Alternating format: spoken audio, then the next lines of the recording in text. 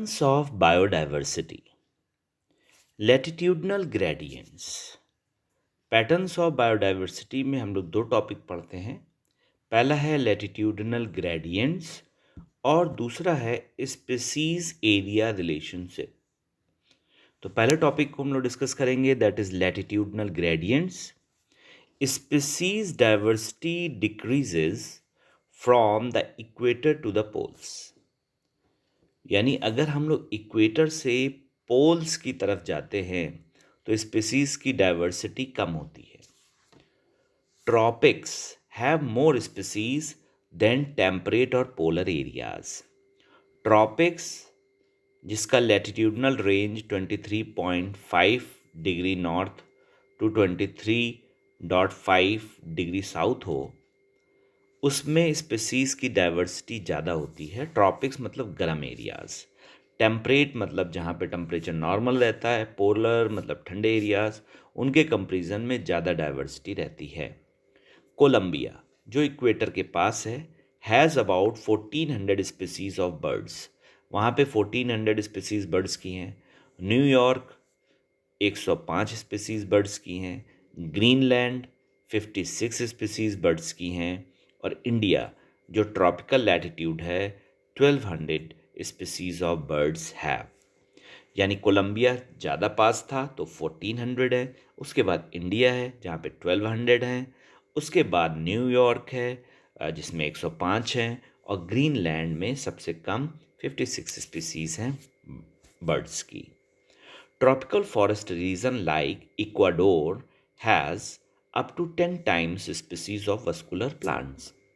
Tropical forest में जैसे Ecuador है, वहाँ पे वस्कुलर प्लांट की 10 गुना ज़्यादा स्पीसीज हैं as compare to the forest of equal area in a temperate region like midwest of USA.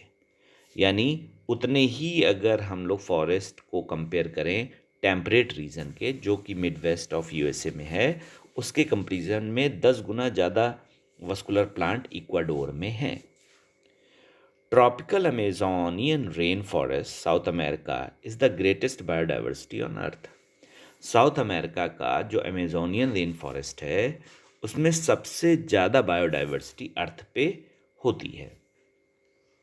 अगर इसका डेटा हम लोग देखें, it contains 4000 species of plants, 3000 species of fishes, 1300 species of birds, 427 species of mammals, 427 species of amphibians, 378 species of reptiles, and 1,25,000 species of invertebrates. Biodiversity is highest in tropics. अब biodiversity या species richness आपको tropics में सबसे ज़्यादा मिलती है। उसकी वजह क्या है? Tropics had more evolutionary time, क्योंकि ट्रॉपिक्स ने इवोल्यूशनरी टाइम बहुत ज़्यादा लिया है, बहुत समय में ये डेवलप हुए हैं। रिलेटिवली कांस्टेंट इन्वायरमेंटल कंडीशंस, यानी यहाँ पे इन्वायरमेंट कांस्टेंट रहता है, सीजनल चेंज ज़्यादा नहीं होते हैं। They receive more solar energy, और ये सोलर एनर्जी भी ज़्यादा रिसीव करते हैं, इसलिए प्रोडक्टिविटी भी ज़्यादा होती है। Now our next pattern is species area relationship. Species area relationship क्या कह रहा है? इसमें एक साइंटिस्ट है जिसका नाम है अलेक्जेंडर वॉन हम्बोल्ट।